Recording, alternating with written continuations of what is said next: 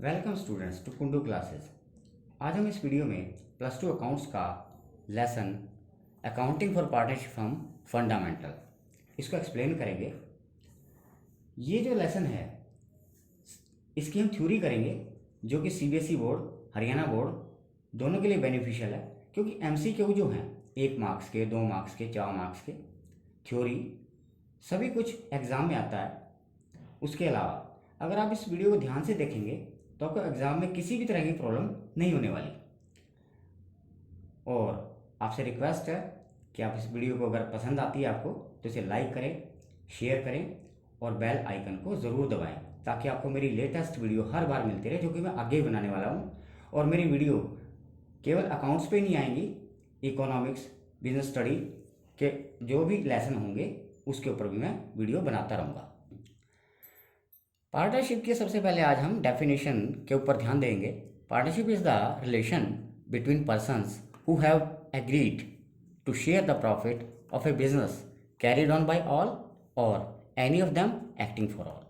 इसका मीनिंग ये है कि पार्टनरशिप उन व्यक्तियों का आपसी संबंध होता है जो किसी ऐसे बिजनेस को, जो लाभ है, किसी बिजनेस के लाभ हैं उसको बांटने के लिए सहमत होते हैं, जो या तो वो सभी चलाते हैं या उनमें से कोई एक सभी के लिए चलाता है। यानी पार्टनरशिप में हमें ये कहना चाहिए 2 या 2 से ज़्यादा आदमी जब मिलकर किसी बिजनेस को करेंगे, आपस में लाभ बांटेंगे, और बिजनेस को चलाने का कोई मैटर नहीं है, कोई एक चलाए या सभी चलाएं, तो कुछ भी हो सकता है, ये उनके आपसी कॉन्ट्रैक्ट पे डिपेंड रहेगा। ये जो डेफिनेशन है ये पार्टनरशिप एक्ट जो कि 1932 में दिया गया था सेक्शन 4 के अंडर में, उसमें डेफिनेशन बताई गई है। Main features of partnership firms. पहली फीचर 2 और मोर पर्सन्स, यानी 2 या 2 से ज़्यादा व्यक्ति। पार्टनरशिप जो स्थापित करते हैं तो कम से कम 2 आदमियों की ज़रूरत पड़ती है। कंपनी एक्ट 1956 में ये कहा गया है कि कम से कम 2 पर्सन और मैक्सिमम 20 पर्सन इसके अंदर हो सकते हैं। लेकिन कोई भी कंपनी है, बैंकिंग कंपनी, उसके अंदर 10 से ज़्यादा पर्सन नहीं हो सकते। बट 2013 में जो लेटेस्ट इसका वर्जन आया है, इसमें बताया गया है कि जो लिमिट है 20 की बजाय 50 कर दी गई है। Number 2, agreement between the partners. इसका मतलब ये है कि साझेदार के बीच एक कॉन्ट्रैक्ट होना चाहिए। कॉन्ट्रैक्ट का मतलब ये है कि इसकी उत्पत्ति किसी कानून से नहीं हो, जैसे कि ज्वाइंट हिंदू फैमिली में जैसे ही बच्चा पैदा होता है उसको पारिवारिक संपत्ति में सभी कुछ अधिकार मिल जाता है। पार्टनरशिप में कॉन्ट्रैक्ट के जरिए ही ऐसा एग्रीमेंट किया जाता है, और ऐसा एग्रीमेंट वो लिखित में भी कर सकते हैं और ओरली भी कर सकते हैं। तो इस कॉन्ट्रैक्ट के अकॉर्डिंग जो पार्टनर्स हैं उनके राइट्स और ड्यूटीज सिलेक्ट किए जाते हैं। Existence of business and profit motive. इसका मतलब ये है कि साझेदारी जो बनाई जाती है वो किसी बिजनेस के लिए होनी चाहिए, और बिजनेस का ऑब्जेक्टिव जो है वो लाभ कमाना होना चाहिए, और बिजनेस ऐसा होना चाहिए जो कानूनी हो, यानी किसी भी कानून में या किसी भी तरह से वो अवैध व्यापार ना करते हों। Number 4, sharing of profit. Contract जो पार्टनरशिप का है उसमें लाभों को बांटना ही होना चाहिए। और मान लो यदि कोई 2 या 4 व्यक्ति मिलके कोई धार्मिक काम करते हैं, दान के ऑब्जेक्ट से कोई कॉन्ट्रैक्ट करते हैं, तो इसको पार्टनरशिप नहीं कहेंगे। इसके अलावा यदि कोई साझेदार, पार्टनर कह सकते हैं हम, उसको लाभों में हिस्सा नहीं देंगे तो पार्टनर नहीं कहलाएगा। और ऐसा भी हो सकता है कि एक या कुछ पार्टनर्स आपस में ये समझौता कर लें कि लाभों में तो पार्टनर रहेंगे लेकिन लॉसेस में वो पार्टनर नहीं रहेंगे। Number 5, relation of principal and agent. मालिक और एजेंट का संबंध। इसका मीनिंग ये है कि हर पार्टनर फर्म का एजेंट भी होता है, मालिक भी होता है। एजेंट तो इसलिए होता है क्योंकि वो अपने काम से बाकी पार्टनर्स को रिस्पॉन्सिबल बना सकता है, और मालिक इसलिए होता है क्योंकि जो बाकी पार्टनर्स काम करते हैं उसके लिए खुद जिम्मेदार होता है। Number 6, business carried on by all or any of them acting for all. इसका मीनिंग ये है कि सभी जो पार्टनर्स हैं वो बिजनेस में या बिजनेस चलाने में भाग ले सकते हैं, और हर पार्टनर के लिए अन्य पार्टनर के जो काम हैं उसके लिए वो बाउंड हो जाता है। यानी सभी पार्टनर मिलके बिजनेस चला सकते हैं या कोई एक भी सभी के लिए चला सकता है। Next topic, partnership deed. Partnership स्थापित करने के लिए, बनाने के लिए अभी मैंने बताया कि एग्रीमेंट का होना ज़रूरी है, कॉन्ट्रैक्ट का होना ज़रूरी है। तो कुछ ऐसे रूल्स होते हैं, कुछ शर्तें होती हैं जिस पर सभी पार्टनर जो हैं सहमत हो जाते हैं, यानी सभी एक मत हो जाते हैं, सभी उन बातों को मानते हैं। ये रूल्स होते हैं, शर्तें होती हैं, ये ओरली भी हो सकती हैं, लिखित में भी हो सकती हैं। लेकिन कानून ये कहता है कि लिखित में हो तो ही अच्छा रहता है। वैसे तो ओरली भी हो सकती हैं ताकि फ्यूचर में आने वाले झगड़ों से हम बच सकें।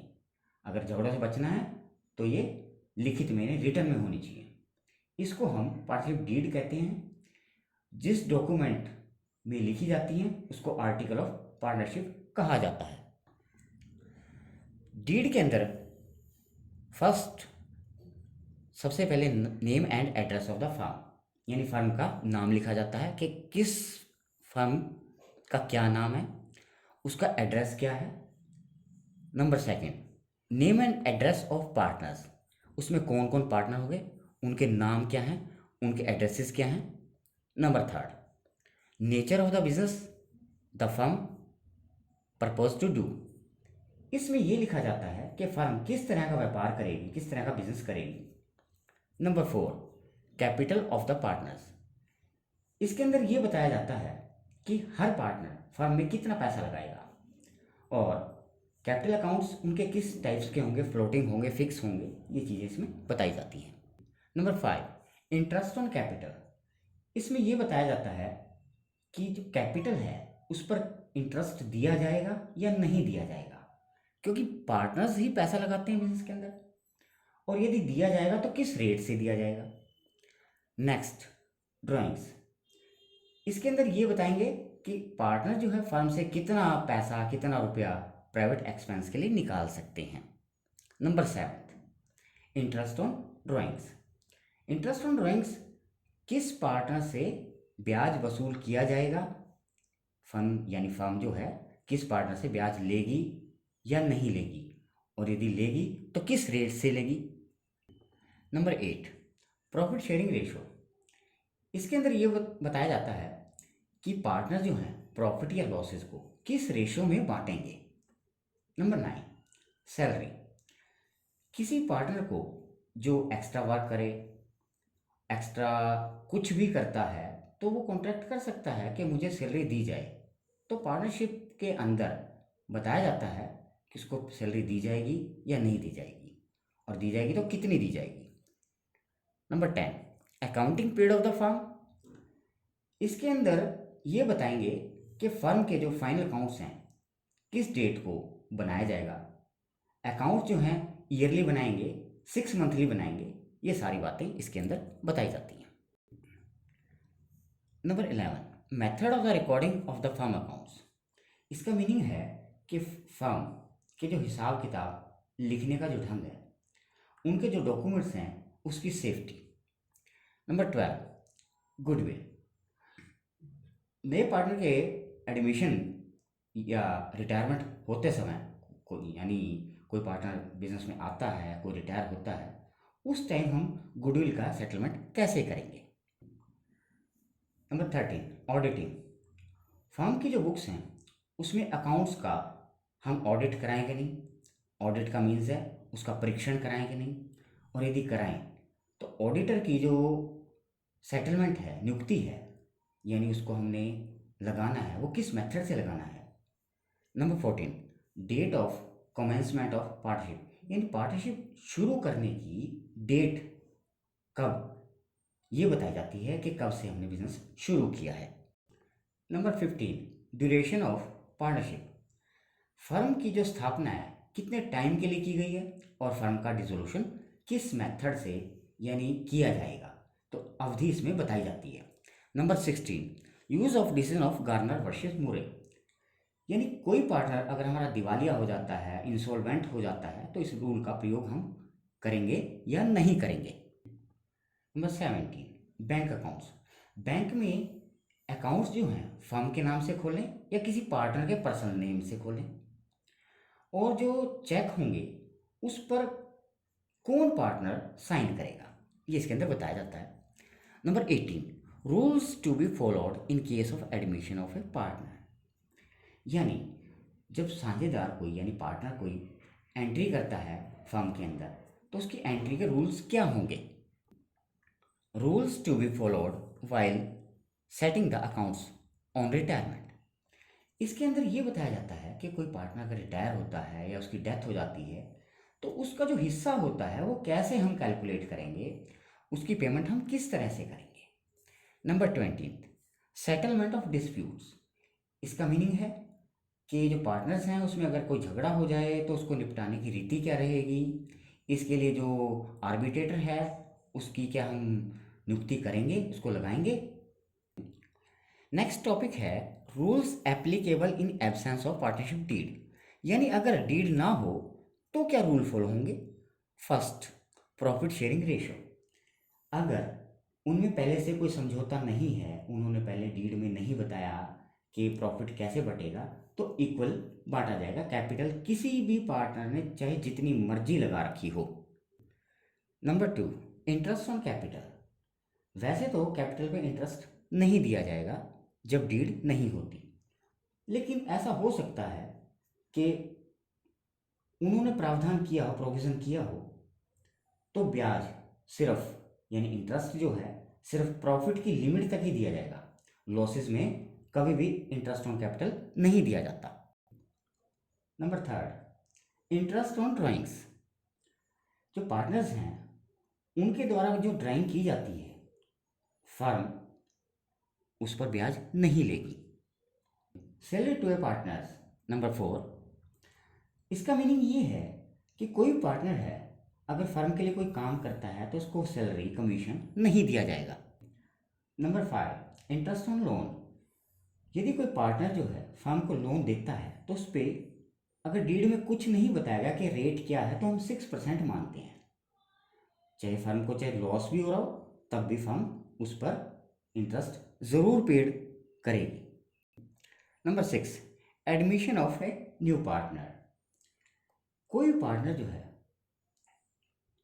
दूसरों की सहमति के बिना पार्टनरशिप में एंटर नहीं कर सकता। Number 7, take part for conduct the business. इसका मीनिंग है कोई पार्टनर जो है फर्म के कारोबार में, बिजनेस में, उसको चलाने में भाग ले सकता है। तो स्टूडेंट्स, आपको ये कॉन्सेप्ट क्लियर हो गया होगा मुझे लगता है। तो हमारी जो नेक्स्ट वीडियो आएगी इसी चैप्टर के जो प्रैक्टिकल क्वेश्चंस हैं उस पर डील करेंगे। तो आपसे रिक्वेस्ट है आप इसे लाइक करें, सब्सक्राइब करें, और एंड में ये कहूँगा कि थैंक्स फॉर वॉचिंग।